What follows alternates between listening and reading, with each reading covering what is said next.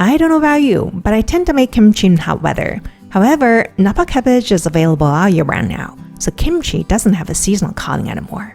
I have about 2.2 kilograms or 5 pounds of Napa cabbage. Before processing, rinse it thoroughly under tap water. Drain a little, then place on a cutting board. Use a kitchen knife to split the brood end in half, then use your hands to pull them apart. Take one half, use a knife to evenly divide the brood end into 6, and pull them apart again by hand. Grab a basin, place a pulled half cabbage in it, and record weight. This half is 1087 grams, so I'll measure out 30 grams, about 2.8% of salt for it.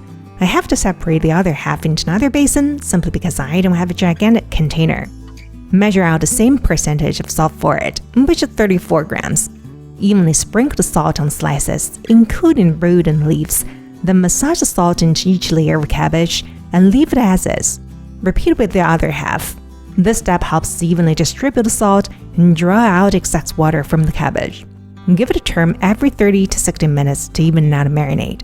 After several turns, the cabbage will dehydrate and shrink to a point where 2 basins can be combined into one. Keep turning if necessary. Take it under the tap when it's ready. To check downness, bend the white part of the cabbage. If it bends easily without snapping, that's a sign. Now rinse the salt off the cabbage thoroughly. If you skip this step, the kimchi will become unbearably salty. After good rinse, drain well. During the salting process, let's make a second marinade, which is crucial for signature kimchi flavor. In a pot, add 2 tablespoons or 16 grams of glutinous rice flour, followed by 400 ml room temperature water. Put it on the stove and heat on low. Stir constantly. It took me about 11 minutes to bring it to boil. At this point, add 20 grams of dark brown sugar. Stir for 1 minute to dissolve the sugar. Then remove the pot from the heat and let it cool. While it's cooling, let's prepare some additional vegetables. Mince 1 bulb of garlic and a fat knob of ginger. Roughly cut half of large onion. Julienne 1 medium-sized carrot. You can also add a third of parsnip. Lastly, slice 7 to 8 green garlic. Optionally, add some Chinese celery, but I just want to use what I have, so I'll skip it this time. When the porridge is lukewarm, transfer it to basin. Add 1 to 2 cups of Korean chili flakes, depending on how much heat you can tolerate. Mix to form a paste, then add 75 ml fish sauce and mix well.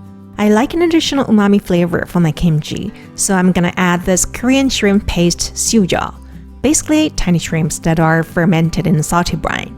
I'd add roughly 3 tablespoons. Again, mix. Next, add the garlic, ginger, onion, and all the other vegetables. Dig in with your hands and mix everything well.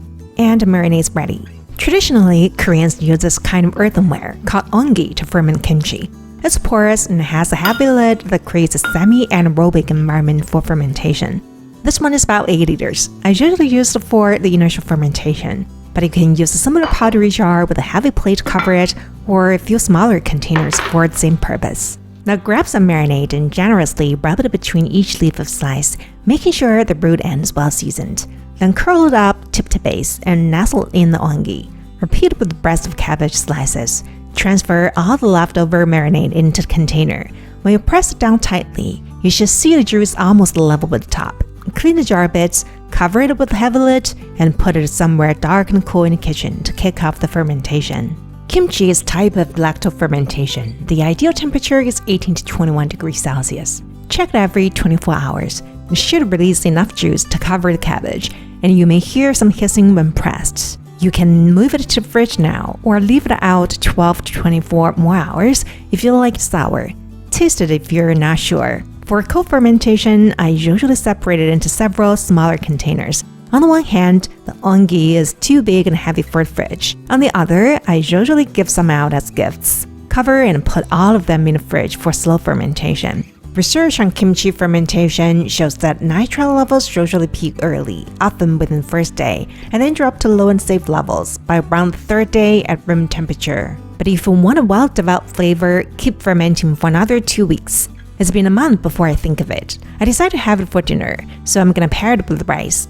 Rice miraculously mellows the sharpness of kimchi. Together, it tastes not too sour, spicy, or salty. But to complete it as a meal, I'd accompany them with some protein and fresh vegetables. It can be kept in the fridge for up to 6 months or even a year. By then, it's highly valued for certain dishes. So start making some kimchi now.